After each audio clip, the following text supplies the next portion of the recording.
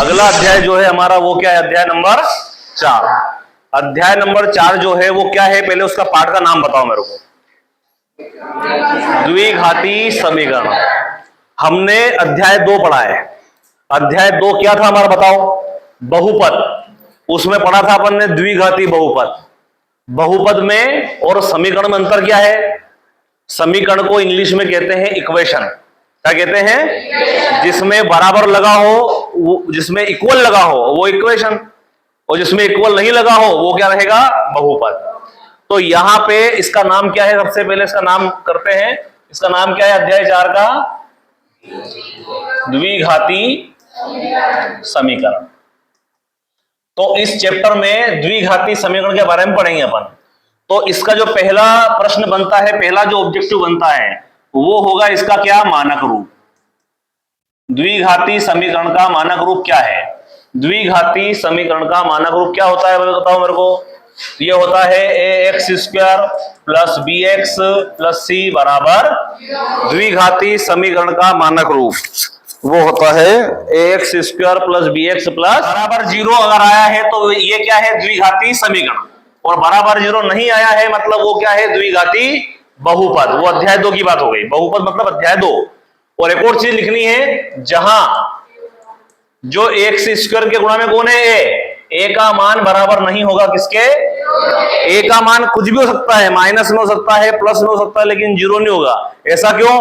अगर जैसे ही a का मान 0 आया, a का मान क्या आया, 0 आया, तो ये क्या हो जाएगा, पूरा 0 हो जाएगा। पूरा 0 हो जाएगा तो समीकरण कैसी बन जाएगी, ये रेखिक समीकरण हो जाएगी। जिसकी घात 1 होती है वो रेखिक, 2 होती है तो द्विघाती, 3 होती है तो त्रिघाती, तो ये रेखिक हो जाएगी। इसलिए इसको द्विघाती होने के लिए जरूरी है कि a का मान बराबर नहीं होना चाहिए किसके, 0 के बराबर नहीं होना चाहिए। दूसरा जो आता है इसमें, इसको हल करने के लिए सबसे महत्वपूर्ण जो ऑब्जेक्टिव है वो होता है श्रीधराचार्य जी का सूत्र। श्रीधराचार्य जी का सूत्र क्या होता है, x बराबर, देखो सवाल पूरा काय में है x में, तो x बराबर, अगर y में होगा तो y बराबर, t में होगा तो t बराबर। तो x बराबर फॉर्मूला होता है -b plus minus under root of b का स्क्वायर माइनस 4ac और बटे में 2a। आगे बात समझ में? तो ये हो गया हमारा क्या, श्रीधराचार्य जी का फॉर्मूला। x बराबर -b plus minus under root of b वर्ग माइनस 4ac बटे 2a। यहां पे अंडर रूट के अंदर कौन है, उसे कहते हैं विविक्त कर। तो तीसरा फॉर्मूला आता है विविक्त कर का, काय का, कि विविक्त कर क्या होगा। तो विविक्त कर क्या होगा भाई, करनी के अंदर कौन है, विविक्त कर को हम दर्शाएंगे d से, और d बराबर फॉर्मूला होता है b का स्क्वायर माइनस, तो ये हो गया विविक्त कर बराबर क्या हो गया, d बराबर b का स्क्वायर माइनस 4ac। अगर आपसे बोला जाए विविक्त कर का सूत्र लिखो तो क्या है, b वर्ग माइनस 4ac। क्लियर हो गई बात? अब सारी बातें डिपेंड करती है करनी के अंदर। आप बताओ मुझे, कभी आपने पढ़ा है करनी 10, करनी 16 का मान क्या होता है, 4। करनी 2 का मान देखा आपने, करनी 5 देखा, कभी देखा क्या करनी के अंदर -5 देखा तुमने कभी? क्या करनी के अंदर -5 कभी होता ही नहीं है। और अगर करनी के अंदर माइनस की संख्या है तो वो वास्तविक संख्या ही नहीं है। यहां पे वास्तविक संख्या कौन है, a b c, ये a ये b और ये c क्या है भैया, ये वास्तविक मतलब जिसका कोई ना कोई जीवन अस्तित्व है उसे कहते हैं क्या, वास्तविक संख्या कहते हैं, है ना। अब करनी के अंदर अगर माइनस आ गया है तो उसका अस्तित्व ही नहीं होगा। तो क्या होगा, ध्यान देना। तो हमेशा क्या होना चाहिए, करनी के अंदर क्या नहीं होना चाहिए, माइनस की संख्या नहीं होना चाहिए। तो इसी बात पे इसी बात पे क्या है, 3 बातें हैं। पहली है d का मान अगर बड़ा होगा 0 से। 0 से बड़ा मतलब क्या होता है, 0 से बड़ा क्या आता है, 1 2 3 4, है ना, 4.5 5.5 6.5। तो 0 से बड़ा क्या होता है भाई, तो 0 से बड़ा मतलब संख्या कैसी होगी, धनात्मक संख्या। अगर d का मान बड़ा होता है 0 से मतलब कैसा होता है, धनात्मक। तो मूल कैसे होंगे भाई, मूल होंगे हमारे वास्तविक एवं असमान, वास्तविक एवं असमान। अगर d का मान छोटा होगा 0 से मतलब कैसा होगा भाई, ऋणात्मक होगा। अगर मूल कैसा हो गया, ऋणात्मक, डी का मान मतलब माइनस में आया, तो मूल कैसे होंगे भाई? चलो पहले इसको लिखते हुए, डी का मान बड़ा होगा जीरो से तो मूल कैसे होंगे? वास्तविक एवं असमान। अगर डी का मान बराबर आ गया जीरो के, मतलब जीरो आ गया, तो मूल कैसे होंगे? देखो जीरो ना तो धनात्मक होता है और ना ऋणात्मक होता है, न्यूट्रल होता है बिल्कुल वो। तो इसके मूल जो होंगे वो क्या होंगे? वास्तविक तो होंगे, एवं यहां असमान लिखा हुआ है तो इसमें क्या आएगा? समान, है ना? या ऐसा आएगा या फिर दो भिन्न मूल होंगे, और यहां वास्तविक एवं समान में क्या होंगे? दो एक समान मूल। ओके। और तीसरी चीज आती है, डी का मान अगर छोटा आता है जीरो से, छोटा मतलब कैसा? ऋणात्मक। अगर ऋणात्मक आता है, अगर छोटा वाला मान क्या आता है हमारा? ऋणात्मक आता है, तो क्या होगा भाई? मूल कैसे होंगे? अवास्तविक। इसका एक और नाम होता है काल्पनिक, और या फिर एक और नाम होता है अस्तित्व में नहीं। क्या होता है? अस्तित्व में। ये तीन बातें ऑब्जेक्टिव में आपसे आ सकती है। एक बार रिवाइज कर दूं मैं, द्विघाती समीकरण का मानक रूप क्या होता है? X square plus b x plus c बराबर जीरो, जहां ए का मान बराबर जीरो नहीं होगा और एबीसी क्या रहेगी? वास्तविक संख्या रहेगी। श्रीधराचार्य जी का सूत्र क्या होगा? एक्स बराबर minus B plus minus under root of B वर्ग माइनस 4ac अपॉन 2a। ये होता है श्रीधराचार्य जी का सूत्र। तीसरी चीज, विविक्त कर, करने के अंदर कौन है? बी वर्ग माइनस 4ac, तो ये क्या होगा हमारा? विविक्त कर का फार्मूला। तीसरी चीज, डी का मान बड़ा होगा जीरो से। डी का मान अगर आपने निकाला और उसका मान मान लो 5 आ गया, 7 आ गया, 10 आ गया, 20 आ गया, 50 आ गया, वो क्या है?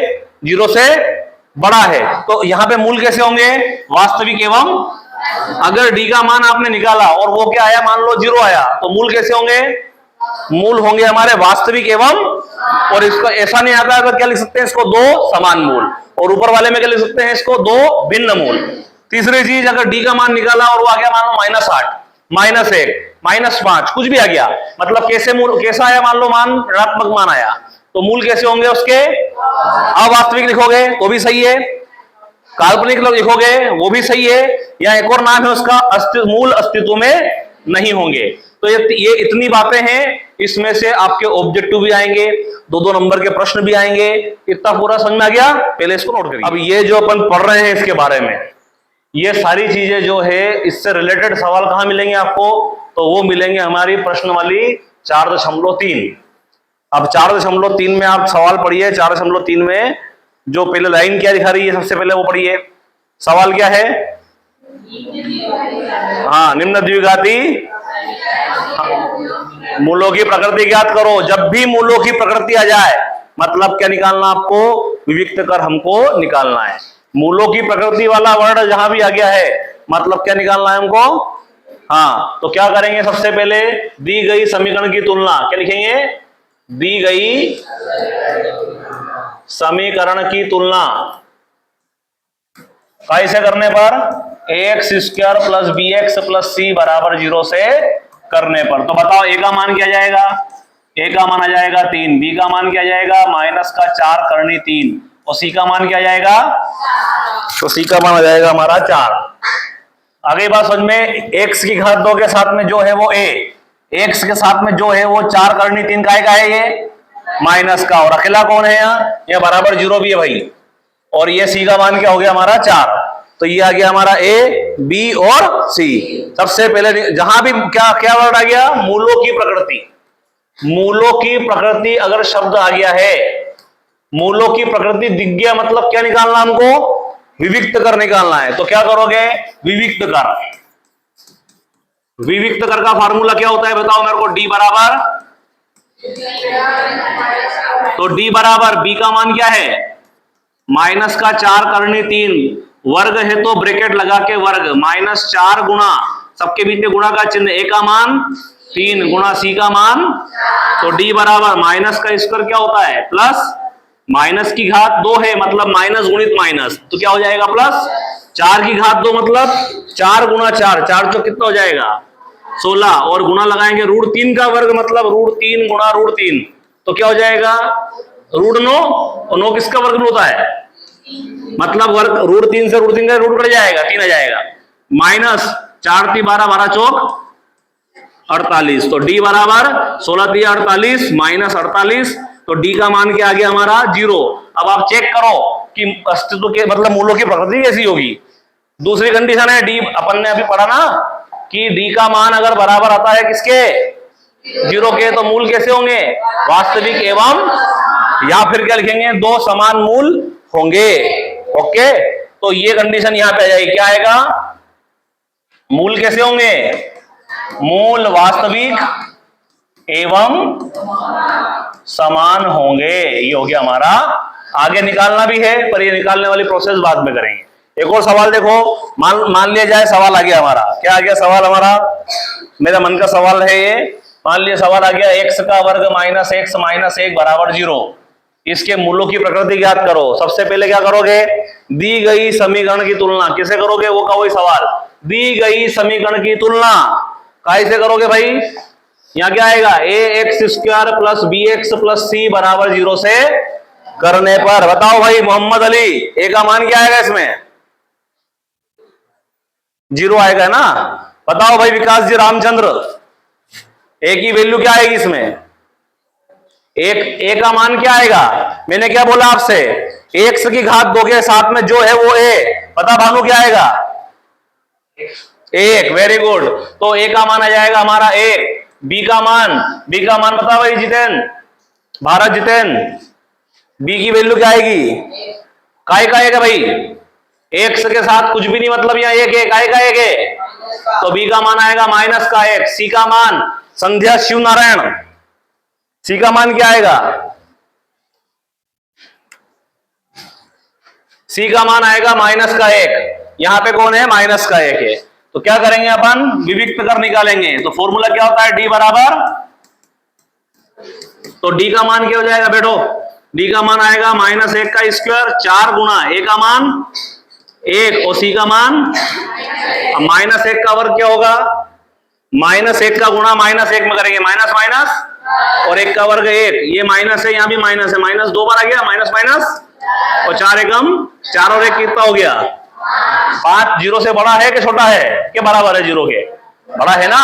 तो मूल कैसे होंगे, डी का मान जो आया है वो बड़ा आया कैसे, तो मूल कैसे होंगे, मूल वास्तविक एवं असमान होंगे। ये कहां पे है, ये अपन ने शुरुआत में पढ़ा है कि डी का मान क्या आएगा, अगर डी का मान बड़ा आएगा 0 से तो धनात्मक आएगा, तो मूल कैसे होंगे वास्तविक और असमान, या फिर क्या लिखेंगे दो भिन्न मूल होंगे। तो ये दो सवाल जो है अभी करिए भी हाल।